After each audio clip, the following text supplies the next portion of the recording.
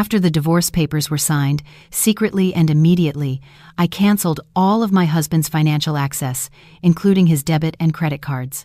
One night, as he celebrated his lavish wedding to his mistress, a $50,000 affair, the music suddenly stopped. The ballroom fell silent, and then I walked in, accompanied by a mysterious man. A single sentence spoken by him shattered everything. The atmosphere in the mediation room of the county courthouse was icy and tense, as if the air conditioning was working overtime to freeze the emotions in the air. On one side of the long, polished wooden table sat a man in an expensive suit, oozing with confidence. That was Damien. His face wore a poorly concealed expression of victory. He leaned back in his padded chair, looking at the woman seated across from him with disdain. That woman was Eleanor, his wife, or rather, the woman who in a few short moments would officially become his ex-wife. Eleanor sat with serene composure. Her hands rested neatly in her lap atop a classic dress. A simple, immaculate silk scarf framed an expressionless face. There were no tears or anger, only a calm that made it difficult to guess her thoughts. Damien's lawyer placed a thick file in front of Eleanor. The sound of paper grazing the table's surface echoed in the silent room. Damien smirked cynically and began to speak in a deliberately loud tone, as if to ensure everyone in the room heard how magnificent he was. He said Eleanor's decision to divorce him was the biggest mistake of her life. Damien continued to rant about how Eleanor couldn't possibly survive in the big city without him. He called her a mere housewife who had lived comfortably thanks to his hard work as the CEO of the company. According to Damien, Eleanor had no skills beyond spending the money he generated. Those words dripped from his mouth, filled with unbridled contempt and arrogance. Eleanor didn't interrupt Damien. She let the man completely empty his mind. Inside, Eleanor marveled at how money and a title could transform the person she once loved into a strange, pathetic creature. She remembered perfectly how Damien had approached her with impeccable manners, begging for her parents' blessing, who were hesitant at the time. But now, Damien felt the world was at his feet. Eleanor's lawyer was about to interrupt Damien's rude remarks, but Eleanor gave him a subtle hand signal to hold back. She wanted to hear it all. She wanted to burn this moment into her memory as a powerful reason not to turn back. When Damien finished his triumphant speech, he held out his expensive fountain pen to Eleanor, challenging her to sign the document if she truly dared to live in poverty. He even added that he wouldn't give her a single cent of the marital assets and was sure Eleanor would come crawling back in less than a month, begging for money. Eleanor took the pen with a slow movement, glancing over the points of the document. Everything was according to her plan. No claims on property, no claims on stocks, a clean, no strings attached divorce. To Damien, this was an absolute victory, as he felt he could now control all the assets he had managed. For Eleanor, it was the key that unlocked the trap she had set. The tip of the pen touched the white paper. With a firm motion and without the slightest hesitation, Eleanor placed her signature over the line. The black ink traced the end of their 5-year marriage. The sound of the pen was so decisive it denoted the absence of any hesitation in her heart. When she finished, she closed the file and slid it back toward Damien's lawyer. The mediating judge, witnessing the scene, could only sigh deeply at the hard-heartedness of both parties, albeit in different ways. Damien snatched the file, reviewed it with a wide grin, and then let out a chuckle. He felt as if a great weight had been lifted from his shoulders. He felt free to be openly with Sylvia, free to enjoy the wealth he claimed as the fruit of his own labor. Eleanor rose from her chair, briefly straightened her clothes, and looked at Damien one last time. He was still busy shaking his lawyer's hand, celebrating an illusory victory. Without a word to Damien, Eleanor turned and walked toward the exit. Her steps were light, as if a 1,000-ton burden had just been lifted from her back. Damien shouted from behind her not to forget the way out, because he wouldn't be walking her. Eleanor didn't turn back. She opened the courtroom door, walked down the busy courthouse hallway, and continued until she reached the main lobby, where her car was already waiting. The sun shone brightly outside the courthouse, a stark contrast to the icy treatment from Damien inside. Eleanor got into a comfortable black luxury sedan, settled into the back seat, and exhaled a long sigh. Her personal driver, an older man loyal to Eleanor's family for many years, politely asked if everything had gone well. Eleanor simply nodded with a faint smile. Then, she took a tablet out of her handbag. The screen lit up, displaying the logo of a prestigious private bank where all the family's and the company's assets were held. Eleanor entered a two-factor authentication code and scanned her fingerprint to access the system as the primary administrator. A clear financial diagram appeared on the screen, one she had been quietly monitoring. It showed several interconnected corporate and personal accounts. For the past 5 years, Damien had held a secondary access card with a nearly unlimited limit. Damien believed it was his personal account. In reality, it was just a facility Eleanor's family had granted their son-in-law to facilitate company operations. Damien had forgotten, or perhaps was too arrogant to realize, that he had never been the primary account holder. Every asset, from the luxurious townhouse they lived in and the cars in the garage to the platinum credit card he used to show off, was linked to Eleanor's family trust. Eleanor's finger glided across the tablet screen. She entered the User Access Management menu. There, Damien's name was listed with the status of CEO, full access. Eleanor tapped the edit button. Without the slightest hesitation, she changed the access status, selecting the option to block all additional credit cards, freeze access to cash withdrawals, and disconnect the digital token for company transfers. The system asked for one final confirmation, warning that this action would paralyze all financial activity for the affected user. Eleanor pressed the confirm button firmly. The screen processed the command for a few seconds, showing a spinning circle before displaying a large green checkmark with the text, "Access successfully revoked." Eleanor leaned back into the plush car seat. She closed her eyes for a moment, imagining what would happen next. Damien would be on his way to his freedom at that very moment, perhaps planning a big party to celebrate the divorce. Eleanor knew her ex-husband's character well. Damien was the type of person who needed recognition. He would surely waste no time in flaunting his wealth to hide the fact that he had just failed at his marriage. Eleanor murmured to herself, bidding farewell to her painful past. She was no longer the wife who stayed quiet at home. She was the rightful owner of the business empire Damien had claimed as his own.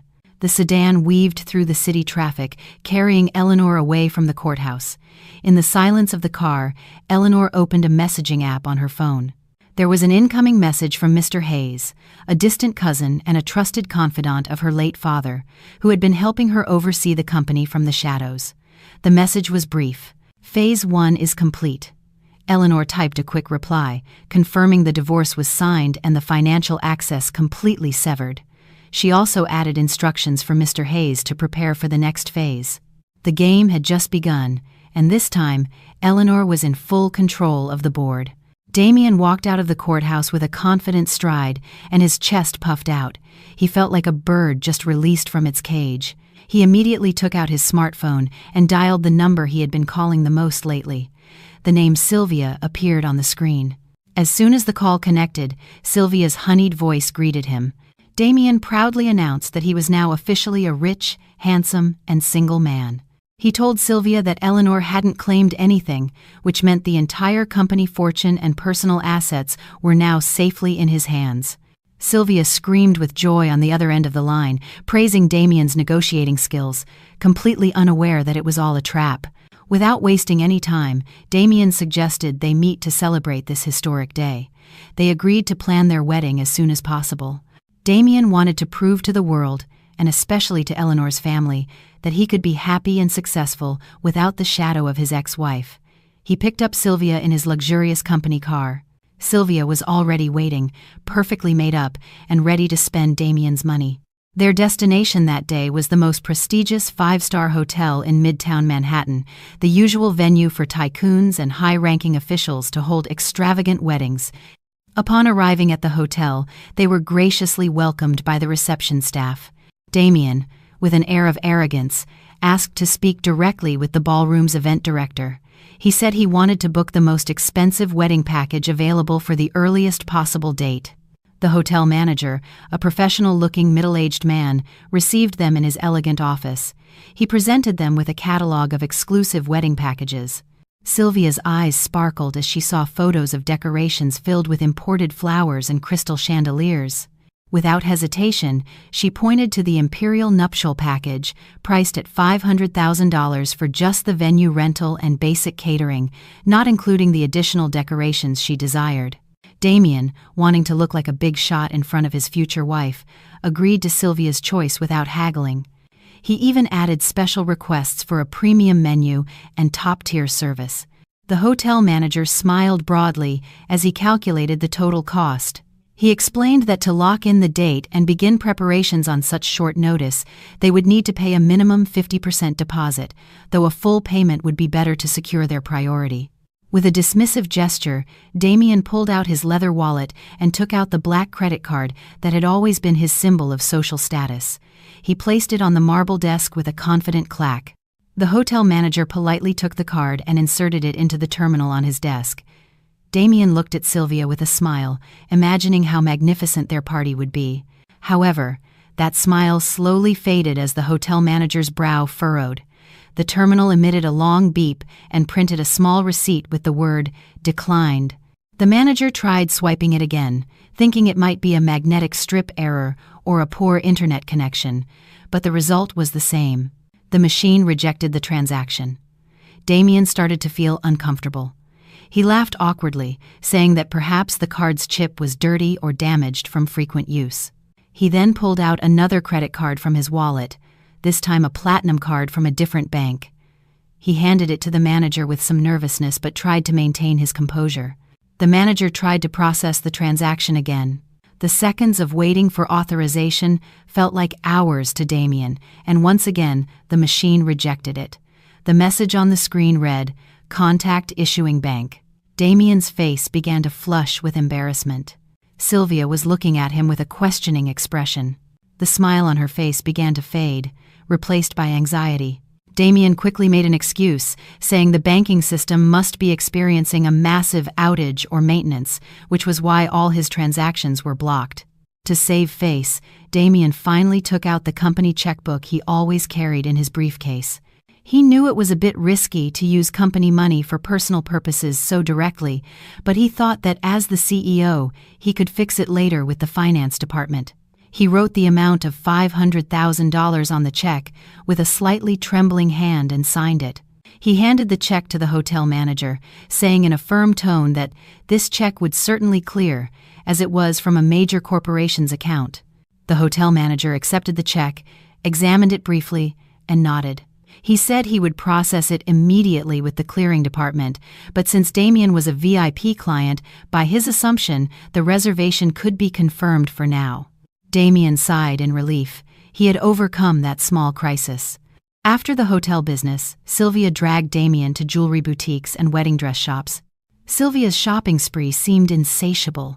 She chose a massive diamond ring and a dress from a renowned designer.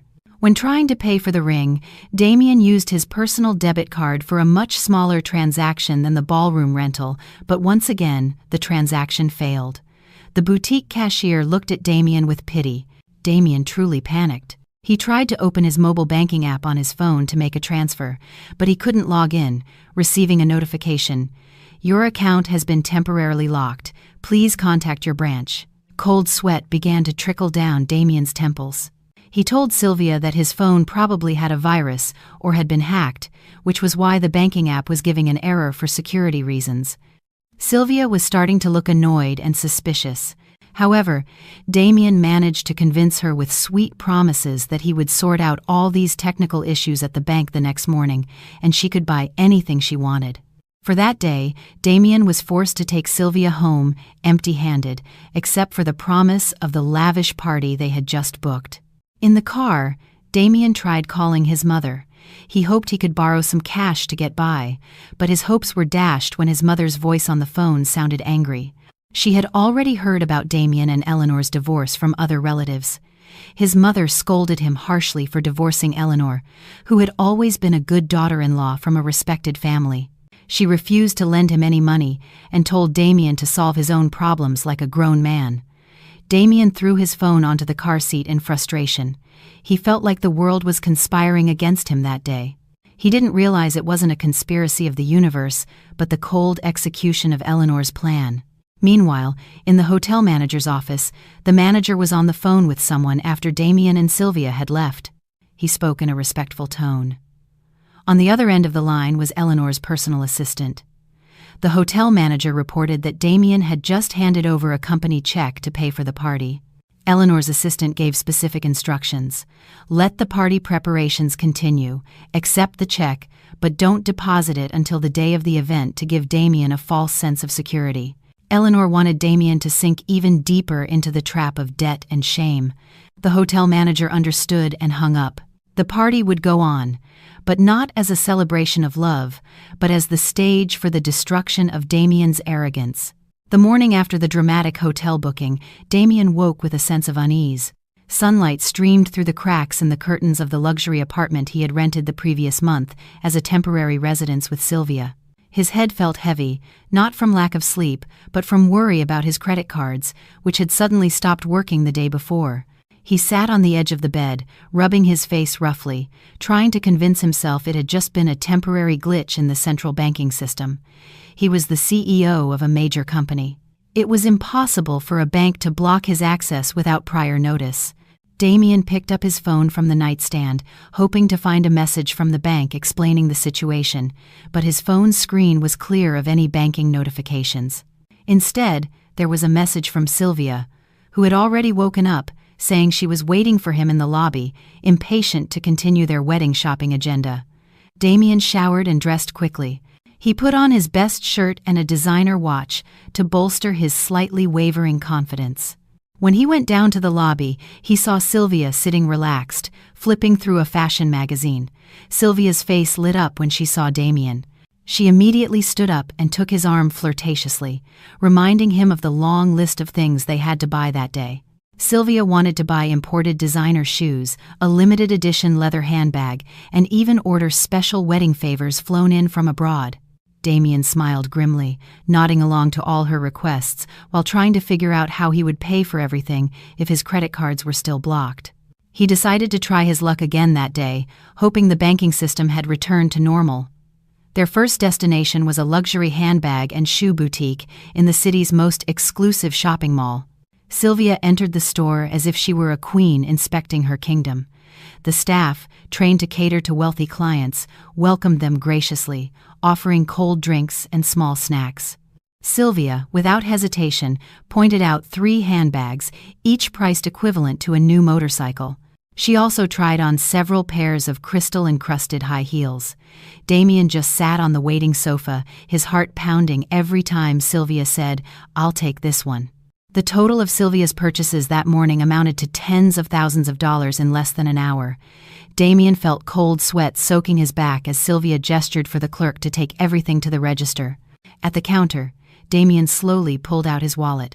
He took out a different platinum credit card than the one he had used at the hotel the previous day, hoping this one from another bank wouldn't have any issues. The clerk inserted the card into the terminal. Damien held his breath, his eyes fixed on the machine's small screen. The seconds ticked by very slowly, then came a painful short beep. The clerk looked at Damien politely but with a flicker of doubt in his eyes, informing him that the transaction had been declined due to a security code. Damien tried to laugh it off to hide his embarrassment. He said loudly, for Sylvia and other customers to hear, that his bank probably restricted large transactions upon detecting suspicious activity for the security of priority clients like him. Sylvia was starting to look annoyed. She gave Damien a demanding look, as if asking what the point was of being a CEO's wife if she couldn't even go shopping. Damien, not wanting to lose face in front of his future wife and the staff, asked for the store's account number.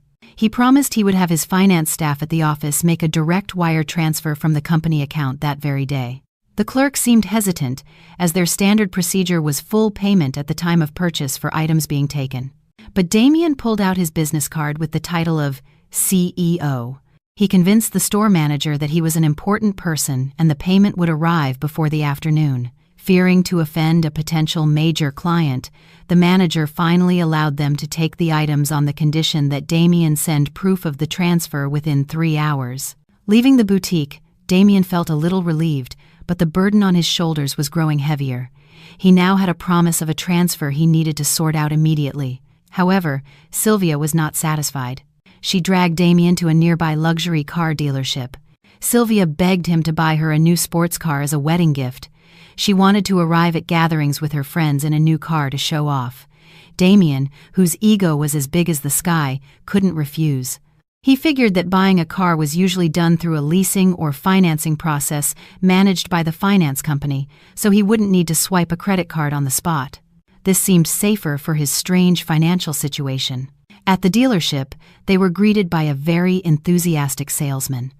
Damien chose a brilliant red sedan that cost a fortune. He sat in the driver's seat, gripped the leather steering wheel, and felt the sense of power he needed again. After a brief test drive, Damien sat in a glass-walled office with the salesman to process the paperwork. He confidently handed over his driver's license and social security number for the lease application's data verification process. He was sure his credit history was impeccable, as all his installments had been paid on time through automatic debits from Eleanor's main account, which he believed was his. The salesman typed Damien's details into the computer, smiling pleasantly at first.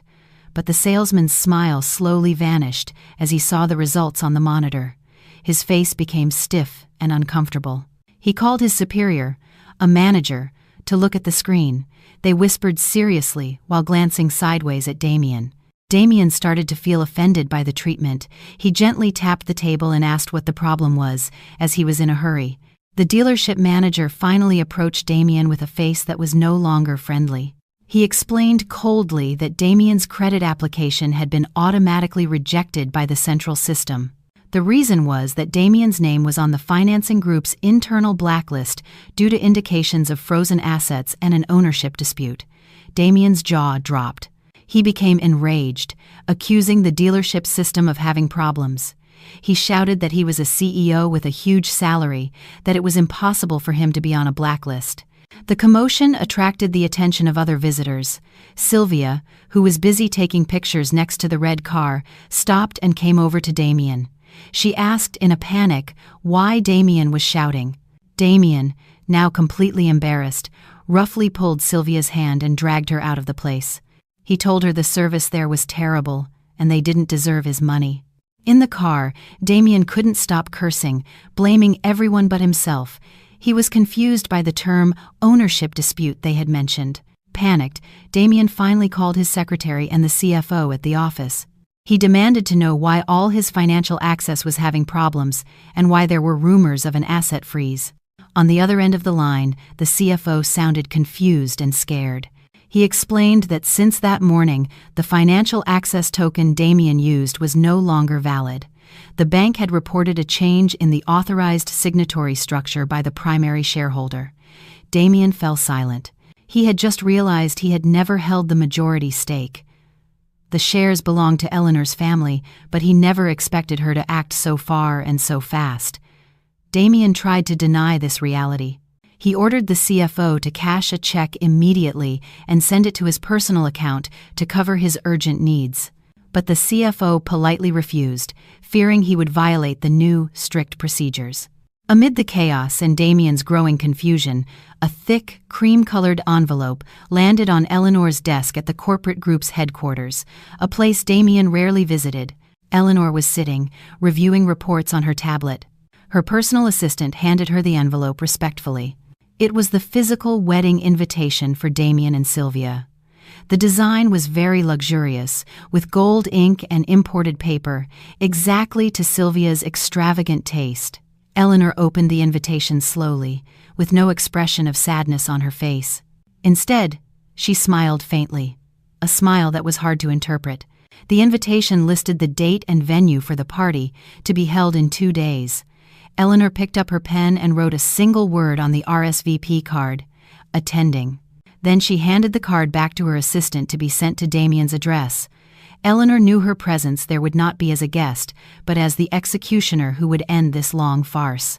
The day Damien and Sylvia had been waiting for finally arrived. Their wedding day, designed with incredible extravagance, meant to be proof of their social status, now felt like a ticking time bomb to Damien. Since morning, Damien had been at the hotel.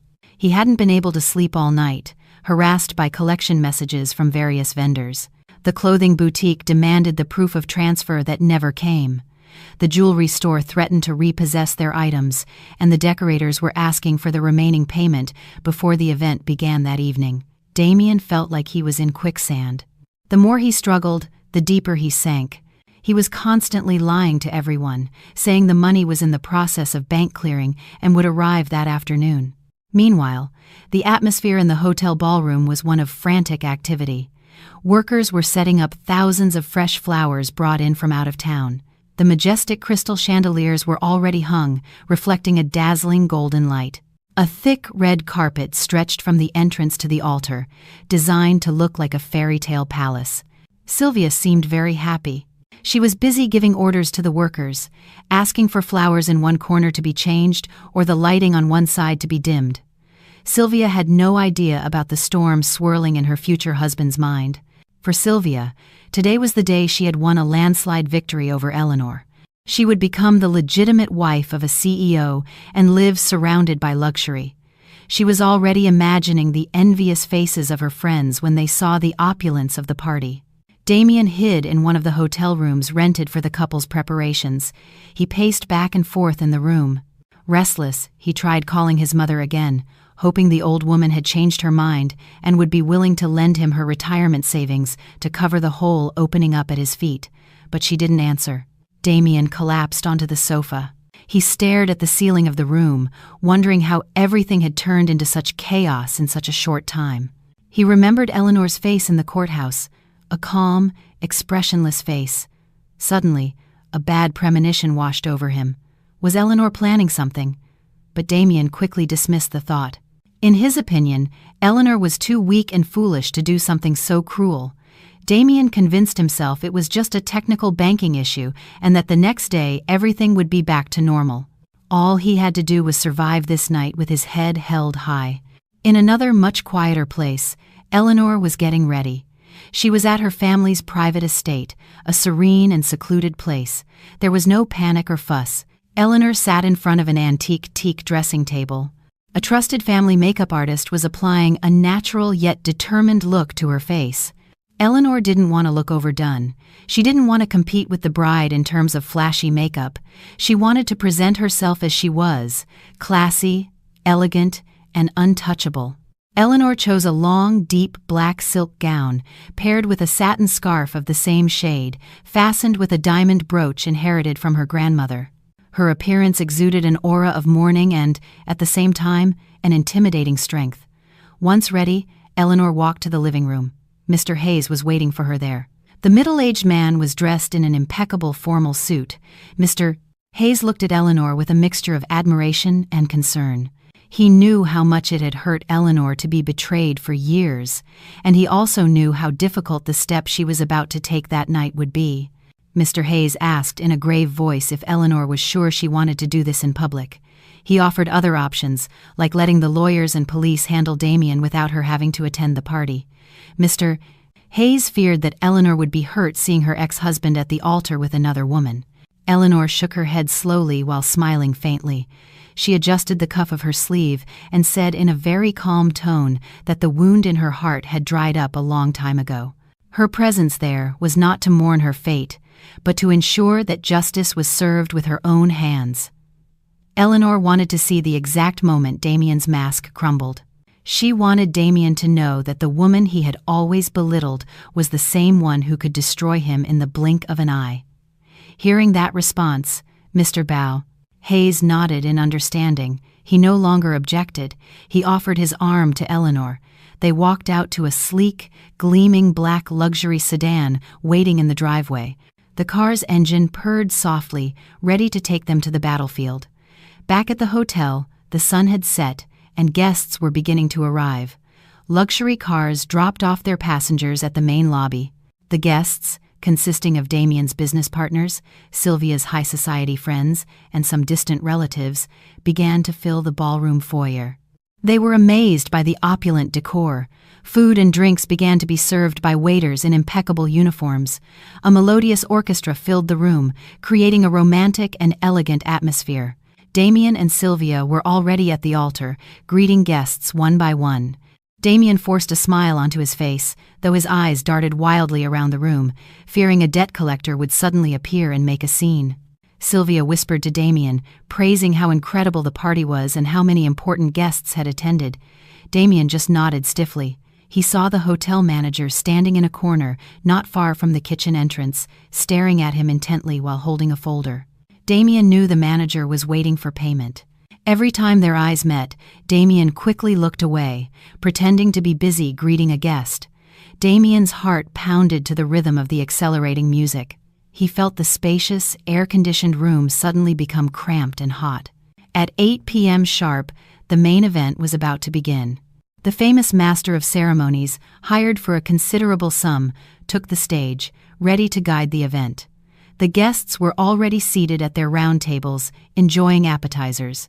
The atmosphere was very festive.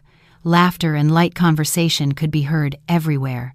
No one was aware of the tension the groom was feeling. Outside the main ballroom doors, which were tightly closed, a black sedan pulled up. A valet rushed to open the door. A pair of feet in gleaming patent leather shoes and high heels stepped out of the car. Eleanor stood tall in front of the hotel entrance, contemplating the majestic building. Beside her, Mr. Hayes adjusted his suit. They looked at each other for a moment and nodded. Eleanor walked forward with a firm stride. It was not simply the arrival of a late guest. It was the beginning of the end for Damien. The enormous, heavy ballroom door was the only barrier between the party full of falsehood inside and the painful truth that was about to enter. The wedding reception in the hotel ballroom was in full swing. The clinking of silverware against fine china created a background rhythm that accompanied the guests' conversations. Hundreds of people from the city's elite seemed to be enjoying the lavish banquet served on both sides of the room. The aroma of roasted meat, sweet pastries, and fresh flowers mingled, creating a fragrance of opulence that delighted the senses. In the center of the room, a 7-tier wedding cake stood majestically, adorned with intricate sugar ornaments and handmade edible flowers. Everything seemed perfect, at least to the eyes of the guests who were unaware of the financial drama drowning the groom. Damien stood next to the giant cake.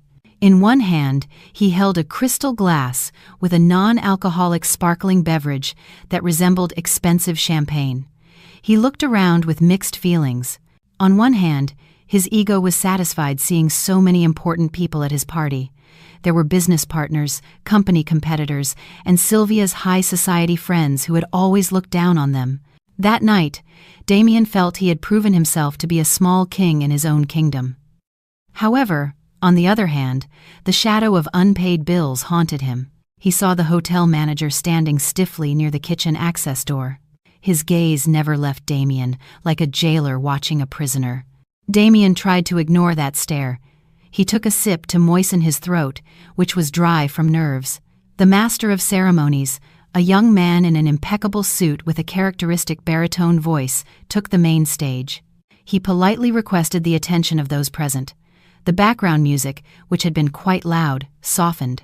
He announced it was time for the groom to say a few words, a speech of thanks and celebration of his new life. A loud round of applause echoed throughout the hall. Sylvia, standing next to Damien in her long-trained, sequin-filled wedding dress, nudged him while smiling broadly. She whispered to Damien to give a good speech and impress everyone. Damien nodded, straightened his tie, and walked to the microphone in the center of the altar stage. He took a deep breath, trying to gather the remnants of his confidence. He gripped the microphone stand tightly, as if it were his only lifeline at that moment. He began to speak. His voice trembled a little at first, but gradually it became strong and confident. He greeted the guests, thanking them for their presence. Then his speech began to deviate from a simple "thank you." Damien started to tell his success story, or rather, the version he had manipulated in his own mind. He spoke of how he had built his career from scratch, working hard day and night to grow the company he now led. He painted himself as a tenacious visionary who had conquered the tough business world without anyone's help. The guests listened attentively. Some partners who knew the company's history whispered among themselves, doubting Damien's claims, but they still applauded politely. Damien was encouraged by the audience's response. He began to touch on a more personal topic. Without directly mentioning Eleanor, Damien began to make indirect comments about his past. He said that for years he had felt held back by a domestic environment that didn't support his ambitions. He described his ex-wife as a rigid figure, without vision, unable to keep up with his lifestyle and forward thinking. Damien said he needed a partner who was an engine, not an anchor. He mentioned that living with someone who was not on his level, both in thought and appearance, was torture for a successful man like him. Sylvia, standing behind him, smiled triumphantly. She felt flattered, assuming all those implicit compliments were directed at her. Damien turned to Sylvia and held out his hand. Sylvia approached and took Damien's hand. Damien continued his speech, praising Sylvia to the skies. He called her a modern, intelligent, beautiful woman who understood the needs of a business leader. Damien shouted into the microphone, saying that tonight was proof he had found his soulmate, a woman worthy of accompanying him to the pinnacle of success. He concluded his speech by inviting all the guests to raise their glasses and toast to the bright future he would build with Sylvia and his business empire. To a future without limits, to freedom and true success, Damien exclaimed, his face flushed with euphoria. The guests raised their glasses in unison and cheered. Damien felt on top of the world. For a moment, he forgot about his declined credit cards. He forgot about the leasing threat. He felt invincible. However, just as the cheers began to die down and Damien was about to step down from the stage to cut the cake, something strange happened. The spotlight on him flickered once and then slowly dimmed. At first, Damien thought it was part of a dramatic effect prepared by the wedding planners. He smiled, waiting to see what surprise would appear. But the dimming of the lights felt different. It wasn't just the stage light, the main chandelier in the center of the ballroom also dimmed until it was almost out. The room, once brightly lit, became dim, creating a confusing atmosphere.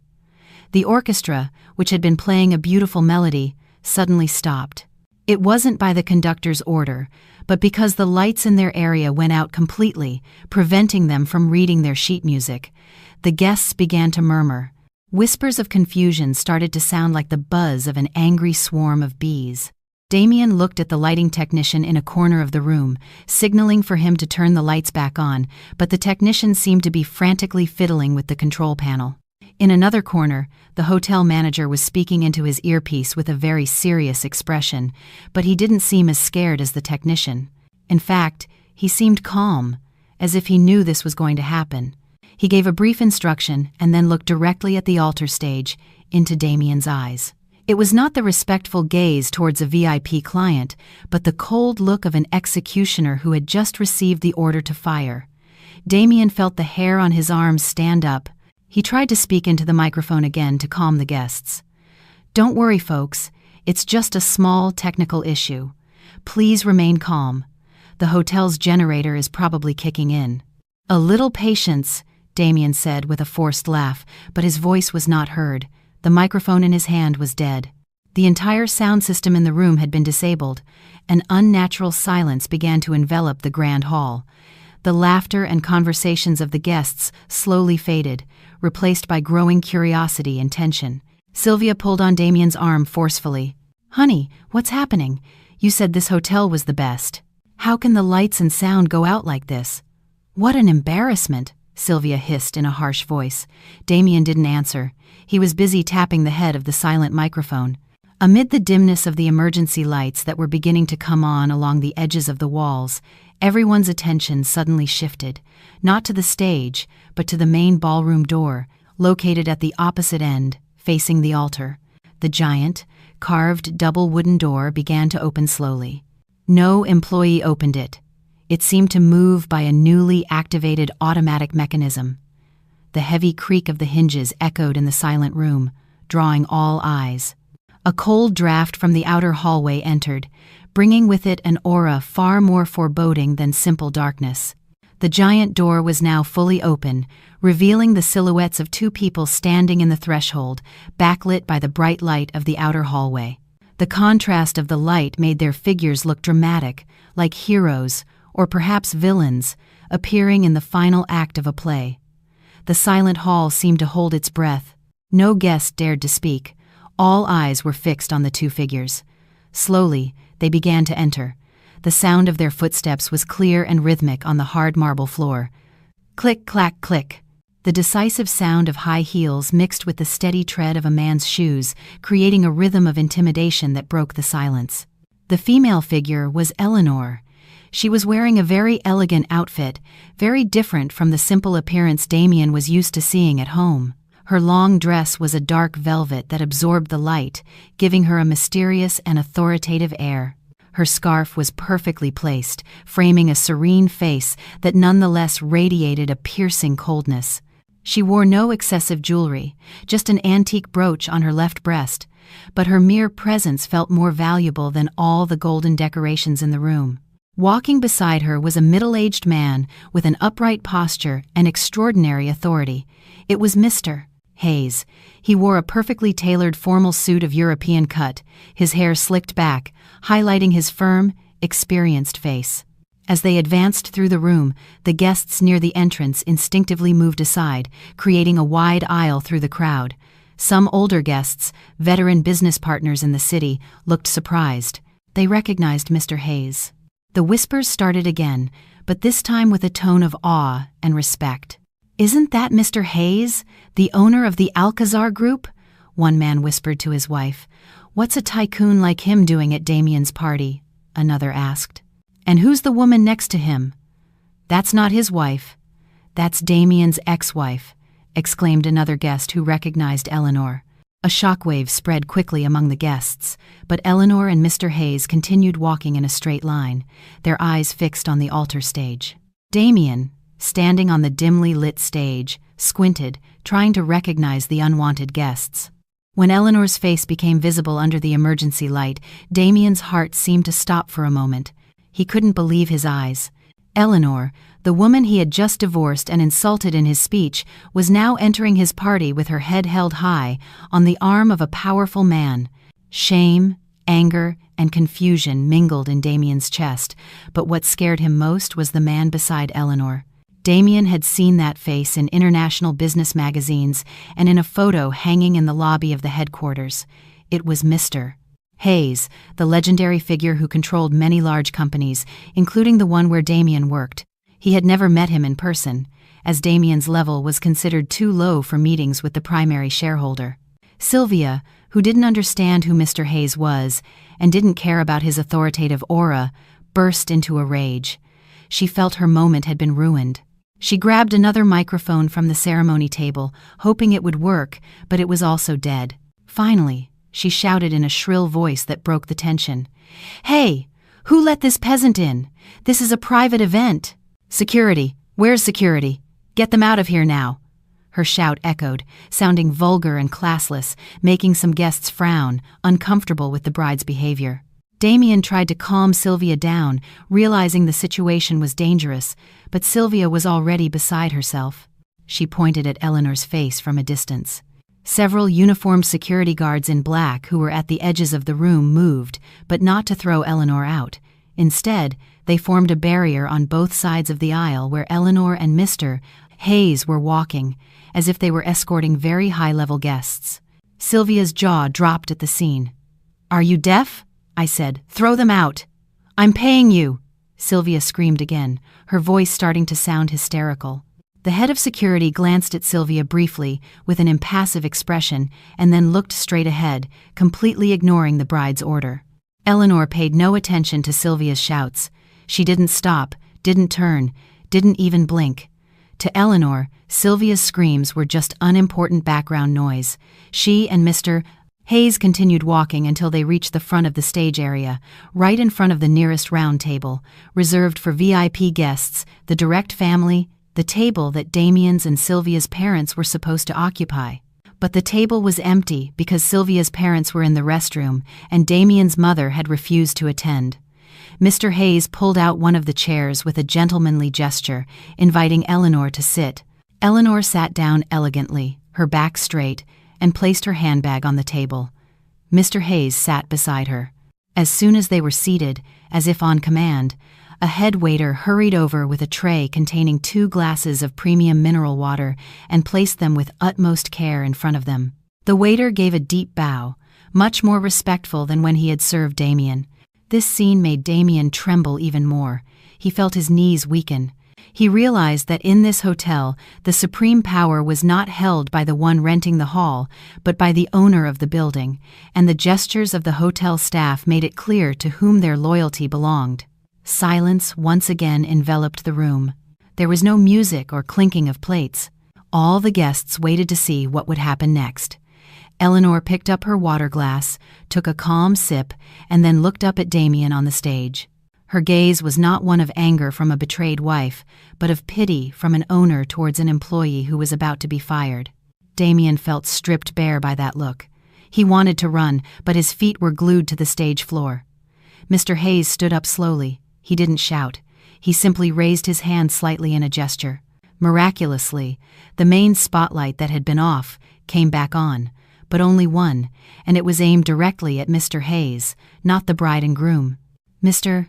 Hayes reached into his jacket pocket and pulled out a silver wireless microphone, the only working microphone in the hall because his own team had brought it. He pressed the power button, and a small feedback hum sounded, indicating the sound system had been taken over. "Pardon me for interrupting your little party." Mr. Hayes's voice sounded deep, clear, and authoritative, filling every corner of the room through the main speakers. "I believe there has been a small misunderstanding in your speech from a moment ago. Mr. Damien, you spoke of building a company from scratch, of success through your own merits." Mr. Hayes let out a small laugh, a laugh that sounded incredibly dismissive. He walked calmly towards the stage steps while Damien backed away step by step, frightened. "Perhaps it's time for those present to know who the true architect behind the empire you claim is, and who is simply a stowaway who has made himself comfortable in it." Sylvia, who still didn't understand the situation, tried to snatch the microphone from a trembling Damien, but he stopped her. "No, Sylvia, shut up," Damien whispered hoarsely. His face was ashen. He recognized Mr. Hayes's voice. He recognized that authority. He knew his arrival was not to congratulate him, nor to ruin the party in a vulgar way like throwing water or pulling hair. His arrival was to carry out a public execution. And Damien, on the magnificent stage he had rented with a bounced check, felt like a defendant waiting for his death sentence to be read in front of hundreds of witnesses. Mr. Hayes's footsteps ascending the altar stage steps felt heavy and slow, as if each tread were a judge's gavel striking the bench. Damien retreated step by step. His face was as pale as paper. Cold sweat soaked his forehead, ruining his expensive hairstyle. He wanted to scream for security, but the words were stuck in his throat. Besides, he knew the security in this building was no longer on his side. Behind Damien, Sylvia still stood, a mixture of confusion and anger. She still hadn't fully grasped the danger they were in. She just felt annoyed that her moment of glory had been interrupted by an old man she didn't know. Sylvia tried to step forward to insult Mr. Hayes, but Damien quickly spread his arms, blocking her path. Damien knew who the man before them was, and he knew that confronting Mr. Hayes openly was suicide. Mr. Hayes now stood at the center of the stage, right next to Damien. The difference in aura between the two men was striking. Damien, in his expensive groom's suit, looked small and scared, while Mr. Hayes, in his conservative business suit, looked like a giant dominating the room. Mr. Hayes didn't speak immediately. He let the silence linger for a few seconds, allowing the tension to build in everyone's minds. He looked at Damien with an unreadable expression. It wasn't explosive anger, but a condescending gaze, as if observing a small insect lost in the wrong place. Then Mr. Hayes turned to the hundreds of guests still glued to their seats. He smiled slightly, a polite smile that didn't reach his eyes. With a relaxed gesture, Mr. Hayes raised his left hand and snapped his fingers toward the control room at the back of the hall. A moment later, the giant projection screen installed on the wall behind the altar lit up. The screen was supposed to display a slideshow of romantic photos from Damien and Sylvia's pre-wedding shoot abroad, set to a love song. But what appeared on the giant screen were not photos of lovers, but an extremely complex and detailed corporate organizational chart. The name Alcazar Group appeared in large letters at the top, in bold, gold font. The guests squinted, trying to read the small print below. Several business people sitting in the front rows gasped, covering their mouths in disbelief. Mr. Hayes began to speak again into his microphone. His voice resonated clearly and firmly throughout the hall. He explained that for a long time, there had been a misunderstanding about who truly steered the great ship called the company where Damien worked. Mr. Hayes pointed to the screen with his finger. At the top of the organizational chart, in the position of chairwoman of the board and majority shareholder, was a name very familiar to Damien, but unknown to most of the guests who only knew his facade. The name was Eleanor. Yes, Eleanor. The woman sitting calmly at the VIP table, sipping her mineral water, was the rightful owner of 90% of the shares in the corporate group that encompassed the subsidiary where Damien worked. Mr. Hayes then moved his finger down the chart, past the board of directors, the operations managers, until it stopped on a small box in the lower center. There, Damien's name was written with the title, CEO, Employment at Will Contract. Mr. Hayes read the text with a mocking tone, emphasizing the words, Employment at Will Contract, over and over. He explained to the audience that Damien's position was not that of an owner, a founder, or even a strategic decision-maker. Damien was simply an employee who had been given a fancy title because of his marriage to the owner. Damien was just a puppet displayed in the shop window to maintain the family's image, while all crucial business decisions were made by the board of directors under Eleanor's direction. Damien's face turned red with shame. His secret had been exposed in front of hundreds of people. He had always boasted of being a self-made CEO, the brain behind the company's success. Now everyone knew he was just a lucky employee who had married his boss. The whispers among the guests grew louder. They began to laugh at their own foolishness for believing Damien's lies. Sylvia, her eyes fixed on the screen, felt her knees buckle. She looked at Damien in horror. Her dream of becoming a tycoon's wife shattered in seconds. She realized Damien had lied to her about the true extent of his power. Unable to bear such humiliation, Damien tried to defend himself. He snatched the dead microphone from Sylvia and shouted with all his might. Though his voice wasn't amplified by the speakers, he screamed that the organizational chart was a lie. He screamed that he had worked hard day and night, negotiating with clients and generating profits for the company. He claimed that assets like the luxury house, sports cars, and apartment were the fruits of his own labor, purchased in his name. Damien tried to convince the guests that it was all slander from an ex-wife who couldn't move on. He pointed a trembling finger at Eleanor, accusing her of sabotage out of jealousy for seeing him happy with Sylvia. Mr. Hayes laughed at Damien's pathetic defense. He gestured to the operator again. The image on the projector screen changed once more. This time, it displayed a list of the assets Damien had claimed. The screen clearly showed the property titles for the house, the registrations for the luxury cars, and the deed for the apartment. However, in the column for the legal owner, Damien's name did not appear even once. All assets were under the name of Alcazar Investments, Incorporated, or in Eleanor's personal name. Mr. Hayes explained patiently, as if teaching a child, that all the luxury amenities Damien had enjoyed for 5 years, from the watch on his wrist to the car he used to pick up Sylvia, were inventoried company assets, loaned as part of his position. You own nothing, Damien. Mr. Hayes's voice cut through Damien's shouts, sounding cold and sharp. Even the suit you're wearing now. The bill was charged to the company credit card that was blocked this very morning. You are just a stowaway who got too comfortable in first class and forgot he never bought a ticket. Mr. Hayes moved closer to Damien, intimidating him with his imposing figure. Damien backed away until his back hit the ceremony table behind him. He was trapped, with nowhere to run. Sylvia, who could no longer handle the situation, began to cry hysterically. She felt completely deceived. She shook Damien's arm, demanding an explanation.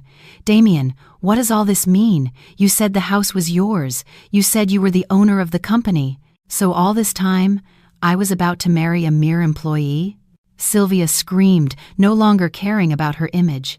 Damien tried to calm her down, whispering that he would fix it later, that he could sue Eleanor. but Sylvia roughly pushed Damien's hand away. Sylvia's makeup began to run with her tears, giving her a disheveled and pathetic appearance on that magnificent stage. Below the stage, Eleanor remained seated calmly. She wasn't smirking or laughing. She simply watched the drama on stage with an impassive face. Inside, she felt relieved. The burden of lies Damien had hidden was finally lifted. Eleanor remembered how many times Damien had belittled her in front of her friends, saying she knew nothing about business when it was she who quietly cleaned up Damien's administrative messes. It was she who injected personal funds when Damien's projects failed. Tonight, Eleanor was only taking back what was rightfully hers, the truth. Mr. Hayes turned his attention back to Damien. He said the humiliation wasn't over yet. He reminded Damien of the document he had signed that morning at the courthouse. Damien frowned, trying to remember the contents of the document. He remembered signing it quickly because he wanted to be free. He remembered his lawyer telling him it was just a standard divorce agreement with no claim on marital assets. Damien wondered what that agreement had to do with the current situation. Mr. Hayes, as if he could read his mind, pulled a dark blue document folder from his jacket, holding it up for all to see. You may think this is just the end of your marriage, Damien, but it's actually the beginning of your financial ruin, Mr. Hayes said enigmatically, preparing the final blow that would bury Damien alive. The atmosphere in the hotel ballroom shifted dramatically. If it had previously resembled a shameful circus, now the tension was that of an execution chamber. The guests held their breath. Their eyes were fixed on the dark blue folder Mr. Hayes was holding. Damien looked at the folder with extreme apprehension. His heart was pounding so hard it felt like it would burst from his chest. He tried to remember every clause he had skimmed over that morning, but his brain was frozen with panic. He felt he had overlooked something fatal, a hidden trap in the pile of legal papers he had underestimated. Mr. Hayes opened the folder with a slow, deliberate movement, mentally torturing Damien. The sound of the pages turning, amplified by the microphone, created a dramatic and terrifying effect. Mr. Hayes pulled out a sheet with a seal at the bottom, where Damien's signature stood out clearly in still fresh black ink. Mr. Hayes held the paper with both hands, read it silently for a moment, and then looked Damien directly in the eyes. His gaze was filled with irrefutable legal certainty. Mr. Hayes began to explain that in the world of high-level business, every signature has consequences, and negligence in reading a contract is an unforgivable sin. Damien, Mr. Hayes's voice broke the silence. You were so arrogant when you signed this. Did you think you were just discarding Eleanor from your life? Did you believe that by waiving your claim to marital assets, you had won, Mr.? Hayes shook his head slowly. A smile of insulting pity formed on his lips. Unfortunately, you didn't read Article 14, Section 3, of the rights waiver agreement you voluntarily signed. Damien was stunned. What article was that? His lawyer hadn't mentioned anything about an Article 14.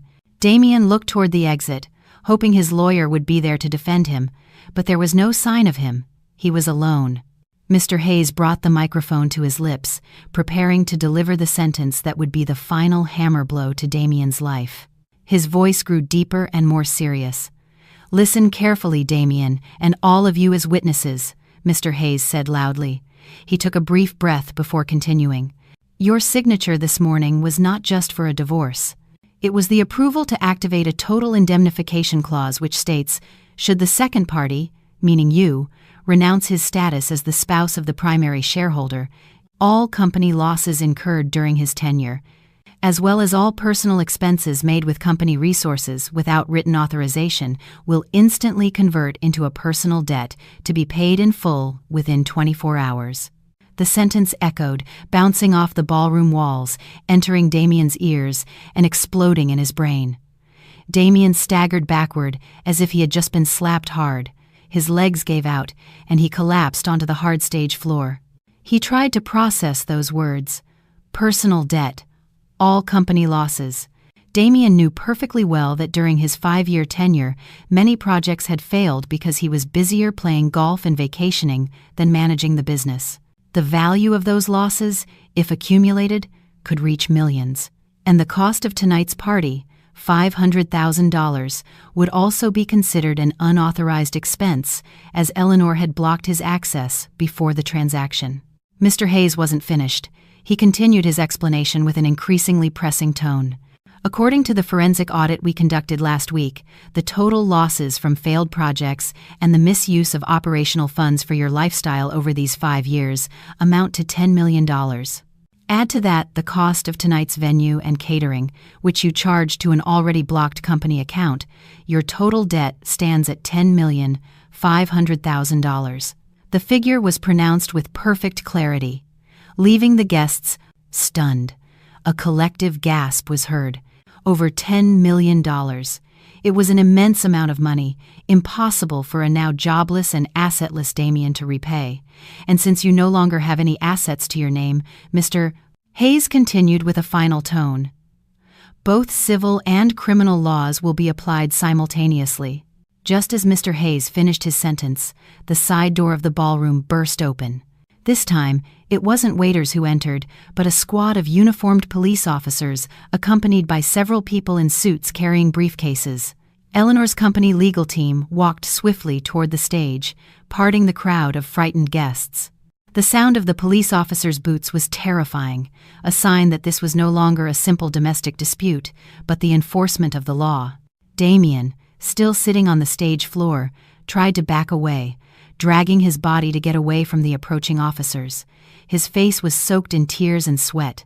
He turned to Sylvia, pleading for help. "Sylvia, help me. Call your father. Ask him to lend me money," Damien begged desperately. However, Sylvia's reaction was completely unexpected for Damien, though predictable for everyone else. Sylvia recoiled from Damien as if he had a contagious disease. She pulled away from Damien's hand, which was trying to grab her dress. "Don't touch me!" Sylvia screamed hysterically. "I don't know anything. You're a con artist. You said you were rich. I don't want to be saddled with your debts." Sylvia took off her engagement ring and threw it in Damien's face. She then tried to run off the stage, but Sylvia's escape was blocked by the hotel manager and several security staff who intercepted her at the stairs. The manager held a long invoice. "Excuse me, miss." "Sylvia," the manager said firmly but politely. "According to the booking contract, your name is listed as the secondary responsible party. If the primary party fails to pay, you cannot leave this venue until this $500,000 bill is settled, or you will have to accompany us to the police station to give a statement as a witness in a case of service fraud." Sylvia's face turned paler than her wedding dress. She screamed, cried, and begged to be let go, but the security staff blocked her path. Meanwhile, 2 police officers were already beside Damien. One of them read him an arrest warrant. Damien was charged with embezzlement of company funds in the course of his duties and attempted fraud with a bad check. The officer pulled on Damien's limp hand, forced him to his feet, and snapped cold metal handcuffs onto his wrists. The click of the handcuffs sounded loud in Damien's ears, marking the end of his freedom. Damien sobbed loudly. His pride was shattered. He looked toward the VIP table, searching for Eleanor. He saw his ex-wife rise slowly, adjusting her scarf, which had been slightly moved by the air conditioning. Damien screamed Eleanor's name. "Eleanor, help me! Forgive me! It was a mistake! Eleanor, don't do this to me! We once loved each other." His cries sounded pathetic, filled with belated regret, but Eleanor was unmoved. Her face remained serene, as if she were looking at a stranger. Eleanor showed no sign of helping. She had given him too many chances over the past 5 years, and Damien had always squandered them. This was the karma Damien had sown, and now it was time to reap the whirlwind. Eleanor only tilted her head slightly in a sign of respect to Mr. Hayes. Then she turned her back to the stage, indicating that the show was over and she was not interested in seeing the next act. The police began to drag Damien off the stage. The guests immediately took out their phones, recording the shameful scene. Camera flashes illuminated Damien's swollen face and a hysterical Sylvia. The next morning, their faces would surely grace the covers of newspapers and trend on social media with humiliating headlines. Damien lowered his head, trying to hide his face, but it was futile. Amid the chaos, Mr. Hayes's sentence about the indemnification clause echoed in his head like a curse, a single sentence that had turned him from an arrogant CEO into a prisoner with a $10 million debt. In a single night, he had fallen from the top of a skyscraper he had built on a foundation of sand, and the impact with the ground was unbelievably painful. The chaos in the hotel ballroom reached an unimaginable boiling point. The room, which should have been filled with happy laughter and romance, had turned into the noisy, shameful scene of a crime. The faint sound of sirens could be heard from outside the hotel lobby, heightening the already suffocating tension. On stage, Damien still squirmed in the grasp of two sturdy police officers. He screamed, cried, and begged a sight that contrasted sharply with the arrogant figure who had given a speech just minutes before. His expensive groom's suit was wrinkled, his tie askew, and his face wet with a mixture of tears and cold sweat. He looked like a madman who had lost his mind, repeating endlessly that it was all just a nightmare. Meanwhile, Sylvia was living her own hell at the foot of the stage stairs. She was surrounded by the hotel manager and several vendor representatives who had appeared out of nowhere. Apparently, the news of Damien's arrest and the freezing of his assets had spread quickly among the hotel staff and associated vendors. The caterer, the floral decorator, and even the sound system manager, who also apparently hadn't been fully paid, now surrounded Sylvia, demanding immediate payment. Sylvia shrieked hysterically. The long train of her wedding dress was being stepped on by the shoes of those surrounding her. Her heavy makeup was streaking, melting the black mascara down her cheeks and creating hideous black lines like the tears of a ghost. She tried to point at Damien, screaming that she knew nothing about the money, but the collectors didn't care. Sylvia's name was on the contract as a guarantor, and the law is not moved by crocodile tears. Amid the uproar, Eleanor slowly rose from her VIP chair. Her movements were calm and calculated, as if she were in a different time dimension from the chaos around her. Mr. Hayes stood by her side, offering protection in case the crowd got out of control. But Eleanor raised her right hand slightly, indicating she could handle it.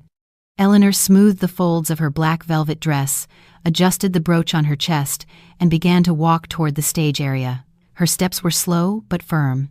The guests, who were busy recording the scene with their phones, instinctively lowered their cameras and made way for her. Eleanor's aura at that moment was so strong it radiated the authority of a winner who needs no cheers to celebrate her victory.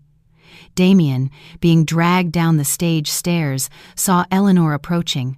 His red, swollen eyes gleamed with a false hope. He struggled, trying to break free from the police to get closer to Eleanor. He thought that Eleanor, the woman who once loved him so much and always forgave his mistakes, would soften at the sight of his condition. Damien screamed his ex-wife's name in a hoarse, pathetic voice. He begged for forgiveness, saying it was all a mistake, that Sylvia had incited him, that he still loved Eleanor. Damien lowered his pride to its absolute minimum, prostrating himself on the cold marble floor, despite his hands being cuffed behind his back. He hoped Eleanor would ask the police to release him, or at least pay his debt as she used to.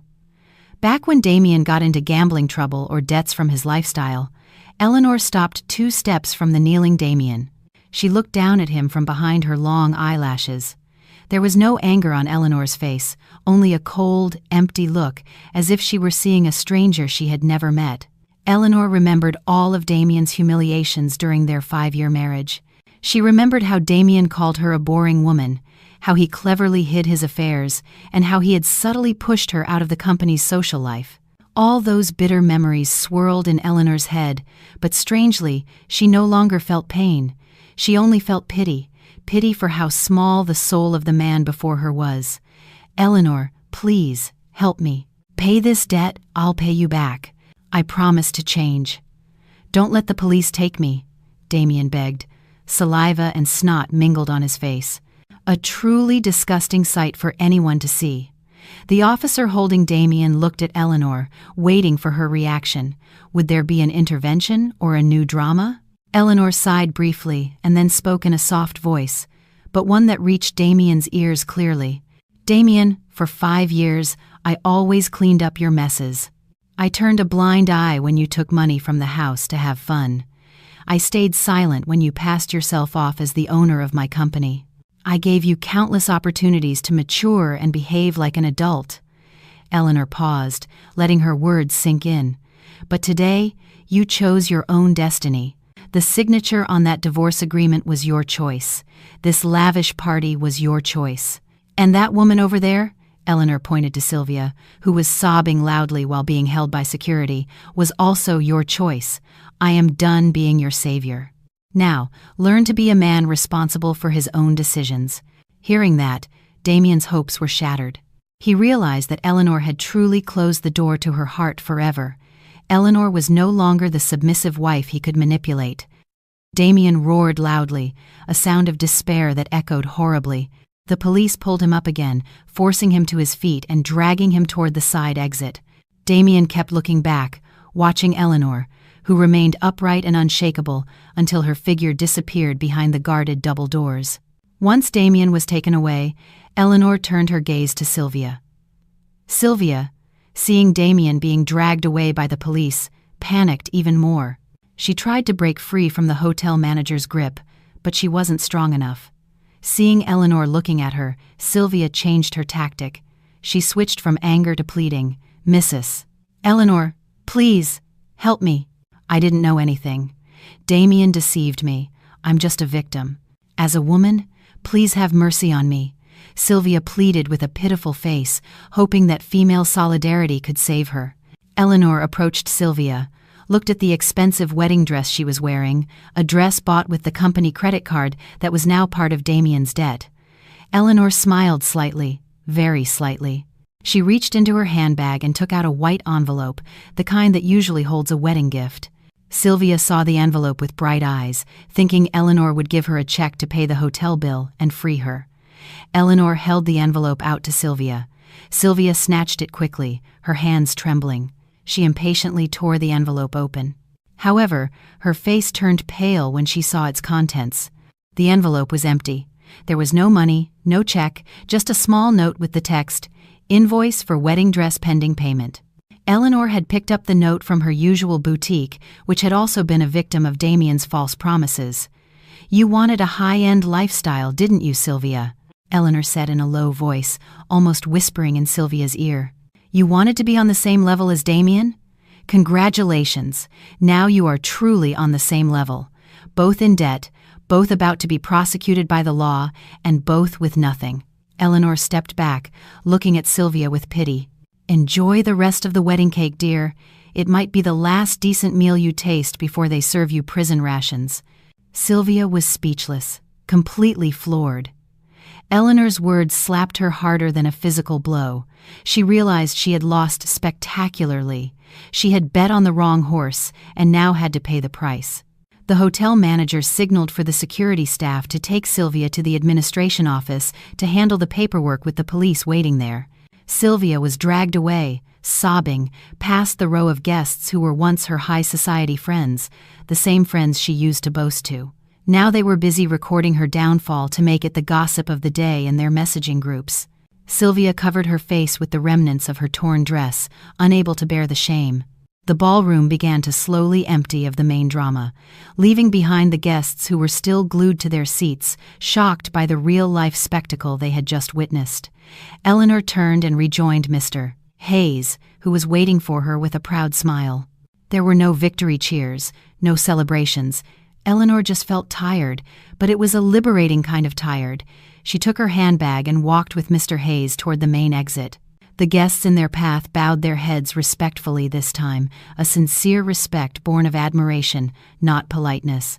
Eleanor walked on that red carpet, not as a bride, but as a queen who had just cleaned her palace of trash. She didn't look back, leaving behind the ruins of a $500,000 party that was now just a pile of debt and bad memories for the traitor. A month had passed since the scandalous wedding night. The news of the lavish party that ended in handcuffs was still a hot topic in the media and on digital platforms. The faces of Damien and Sylvia appeared on the covers of crime tabloids and business magazines, but with a very different narrative than the one they had dreamed of. Damien became the symbol of the downfall of a corrupt and greedy young executive, while Sylvia became the living example of a hedonistic and destructive lifestyle. Investigations revealed that Damien had embezzled company funds for years to finance his luxurious lifestyle and infidelities. The total audited losses reached a fantastic figure that left the public stunned. Behind the bars of a pretrial detention center, Damien sat reflecting in the corner of a cramped and stuffy cell. He no longer wore expensive suits or designer watches. His body was now covered in a faded orange prison jumpsuit. His hair, once always impeccable, was now messy and starting to grow out of control. His face was gaunt, his eyes sunken and surrounded by dark circles from lack of sleep. Every night, remorse tormented him.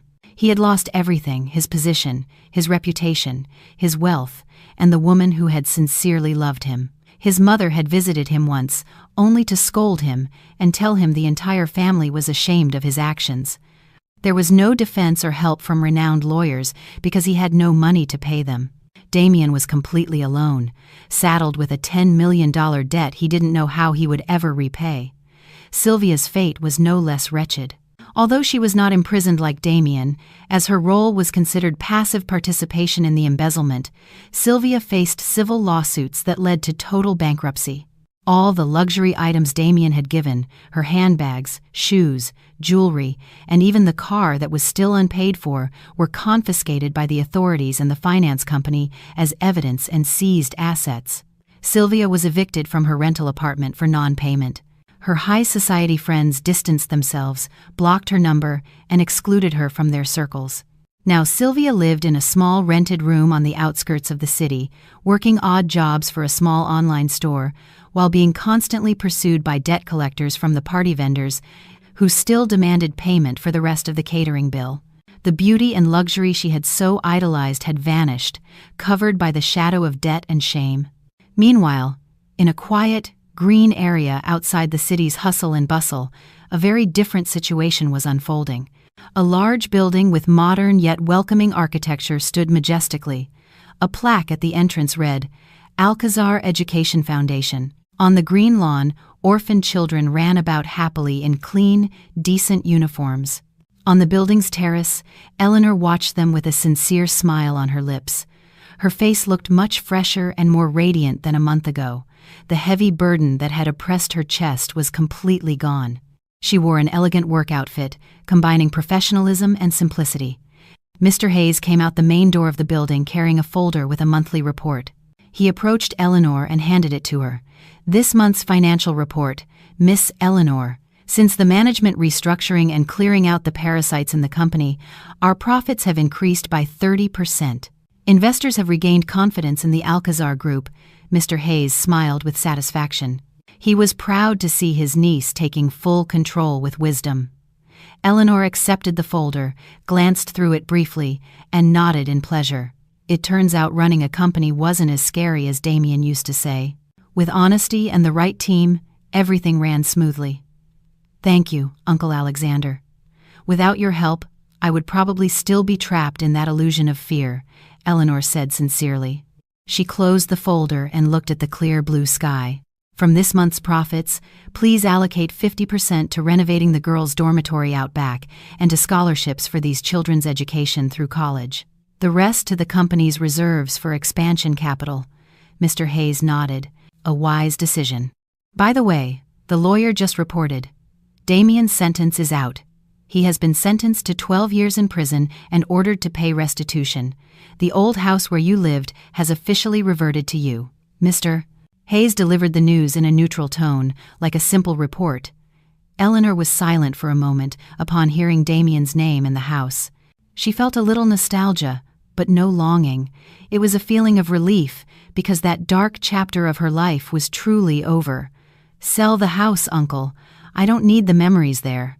Donate the proceeds from the sale to build a community center in the town we sponsor. I want to cleanse every trace of that past and turn it into something useful." Eleanor then walked toward her new black sedan parked in the driveway. Her driver opened the door for her respectfully.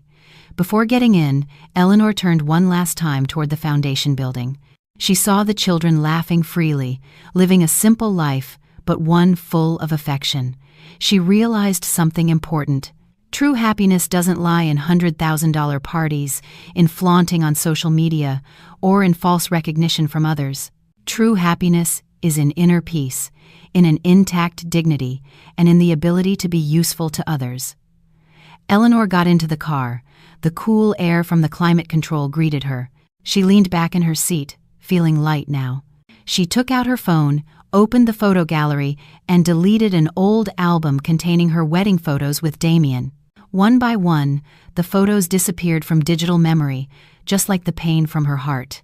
Then she put her phone away and looked at the straight road through the window. "To headquarters, please," Eleanor ordered her driver softly. The sedan started moving slowly, leaving the foundation behind, making its way through the busy city streets toward the skyscraper where Eleanor would preside over her first board meeting as the sole recognized owner. The sun shone brightly, illuminating the road ahead, as if the universe were blessing her new beginning. Eleanor smiled, this time a smile for herself. She knew her life had just begun.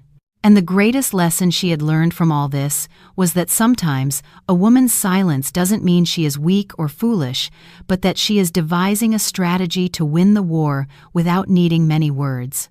A perfect check.